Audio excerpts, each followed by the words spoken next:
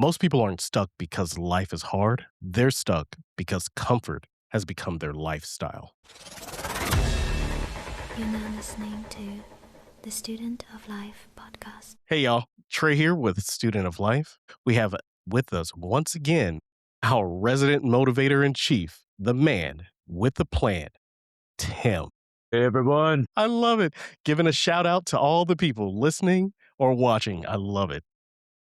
Well, I do want to say in this episode, there's going to be a couple of key topics that we'll be hitting. Tim, should I let the people know or should we just jump right into it like we've done in the past like 3 episodes? You know what? Why don't we take a different approach this time? Okay. Let's do this different approach. Well, this episode will be hitting on many topics, from instant gratification, convenience addiction, avoiding struggle, and escapism. I know some of these might be triggering, but hopefully not, because, this is really just a conversation. Now, I know that we said that we're not going to just jump into it. We're going to try a different approach. But if I hit on any of these points and you start jumping in there, you know what? I'm just going to let you roll with it.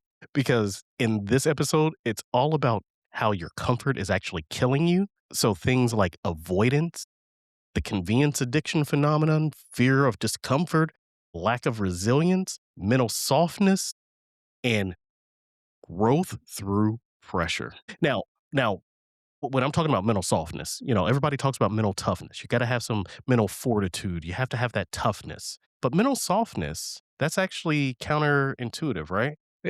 I've actually not heard that very often with the mental softness. Yes, being tough mentally with resilience and strength and all of that, but the softness part, not so much. You don't get that term soft when they're talking about Tim. Tim is one hard, mentally strong, hard person. But that's what I'm saying. So you haven't heard that term mental softness because it's the opposite side of it, right? And I don't think that most people really realize that that's probably where they're in is that mental softness phase. So yeah, we're going to definitely talk about that when we get into the nitty gritty of things. But here's my question to you, my true question. And this is where we can go back and forth because I know you're itching. You're itching to get into it. Do people fear failure or discomfort? Ooh, I think that's an equal 50-50 of both right there. I think there's individuals that fear both the discomfort of things in life, but I also think that it could go the other ways equally too. So I think that starting with the discomfort, most people don't want to they don't want to get out of their comfort zone. They don't want to do something that's not familiar to them. And that's so many different things. I mean, you see that with even foods, as something as simple as that. People don't want to try new foods or experiment with new delicacies per se. Like if they go travel somewhere, you could be on a cruise and land on an island somewhere and get off and you see something. Oh yes, this is our local dish here. I don't know. I'm used to primarily sticking with A, B, and C. I don't know how this is going to do with me, so they may avoid that. Same thing for stuff in school or relationships, just so many different things.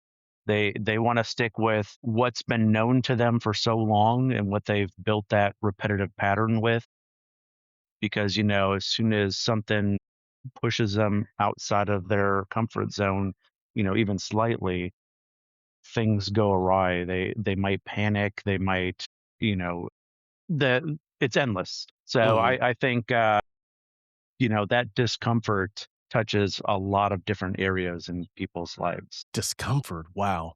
So it's crazy that you went with discomfort. Or actually you said that it could be both equally. And I don't think that personally I don't believe that it can be equal. I think that most people I think that most people will fear failure. Discomfort, people can embrace the suck is what they used to say in the military, and it sucks. Yeah. You're discomforted, you're tired or whatever, you're going through things. Yes. embrace that. Most people can embrace that discomfort, but it's that failure. I think that that's what people are afraid of. It's like, okay, so if I try to do something, if I try, and what if I fail? What if I don't make the money back that I've invested into starting my business? What if, I try to go for something, as an artist and my parents told me not to do this and I should have taken a safe job, and then now I'm letting them down and I'm seeming like a failure to them. So they won't even try. I think the discomfort part, I think that most people fear failure over discomfort. But I hear what you're saying too, that it could, be a little bit of both. But I think that more people fear failure than discomfort. What's your, do you So on agree or the not agree? failure, well, so on the failure front, let's take into account, sports. So, growing up, if you're a kid that played sports when you were younger and continued on later on in life, you know, one of the things is, and it's the the same into adulthood with professional sports, you're going to lose games. You're going to strike out. You're going to get sacked if you're a quarterback. The things are going to happen to you. And those are all different types of failures, how you look at it. And I think it's how you're taught to handle those types of failures. Because, yes, you have business failures, you have failures when it comes to, financial decisions or, taking that jump into a career that, think is going to be the best thing for you and your continued path of success forever. But I also think there's those smaller levels of failure that we need to focus on as well too, of, looking at going through school. Okay, I didn't get an A on this paper, I got a C or I got a B. In some people's mind that is a failure.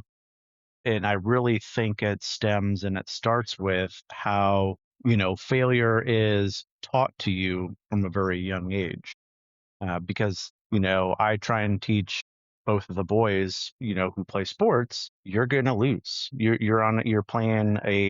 No, they're not. No, they're not. No, they're not. They will win.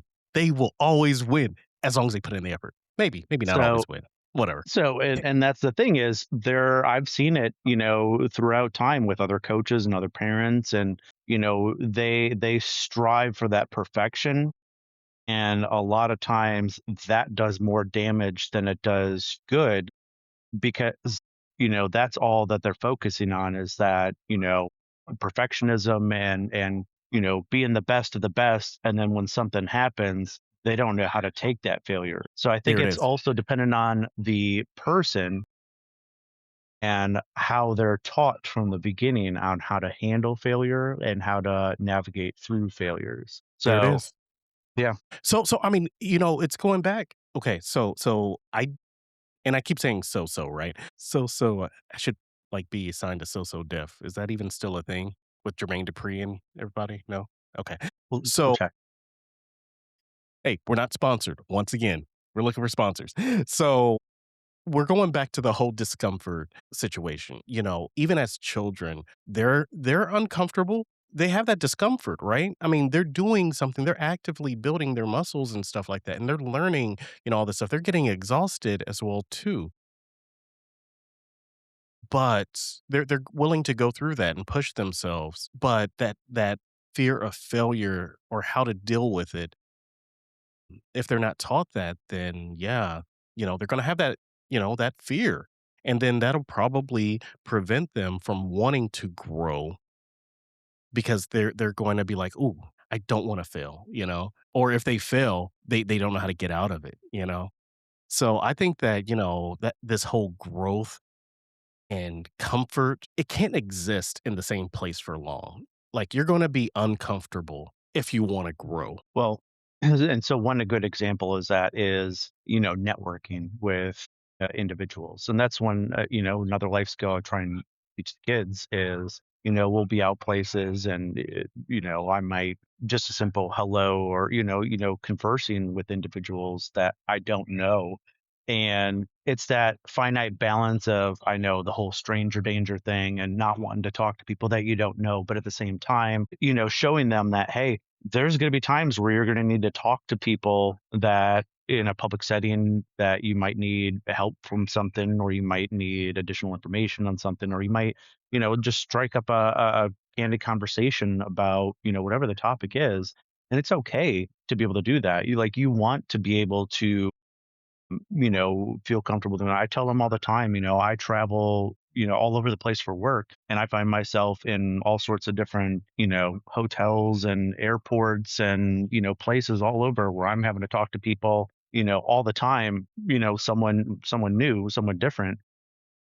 So you have to I think it's a two-faced or a two-pronged approach. It's you have to be able to not be uncomfortable talking to people that you don't know, because that helps you be successful in life, because you're going through job interviews, you're going to, it's applicable to everything in life. And if you're not willing to step out of your comfort zone for certain things, you may end up failing at something else because of it.